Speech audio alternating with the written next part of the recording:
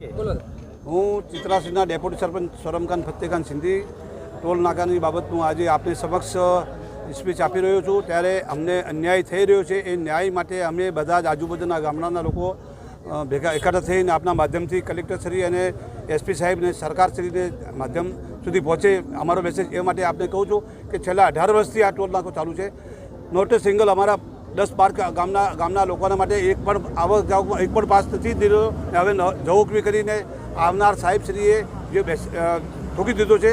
પણ હું આપને યાદ અપાવું છું કે ગડકરી સાહેબ જે સેન્ટરના મિનિસ્ટર છે એમને પણ જાહેર કર્યું છે કે 20 કિલોમીટર રેન્જમાં ટોલ ફ્રી આપવામાં આવે છે અને સર્વિસ રોડ તમને આપવામાં આવે છે। એનો અમલ થાય એ રીતની અમારી ન્યાયિક ગાંધીજી માર્ગેની અમારી 18 તારીખની આજુબાજુના ગામડાના અમે હજારો માણસો ભેગા થઈ, ખેડૂતો ભેગા થઈ, કદાચ અમારા ઘરેથી ઢોર ઢોકર લઈને આવવું પડે તો ઢોર ઢોકર લઈને આવીશું, અમારા ઘરેથી બહેરા લેડીઝને લઈને આવું છું, લેડીઝ લઈને આવશું, પણ અમને ન્યાય મળે એ રીતનું ગાંધીજીના માર્ગે અમે ન્યાય માટે અમે 18 તારીખે સવારે 9:30 વાગે આજુબાજુના 20 ગામના લોકો એકઠિત થઈ અને ન્યાય માટે આગળ વધીશું।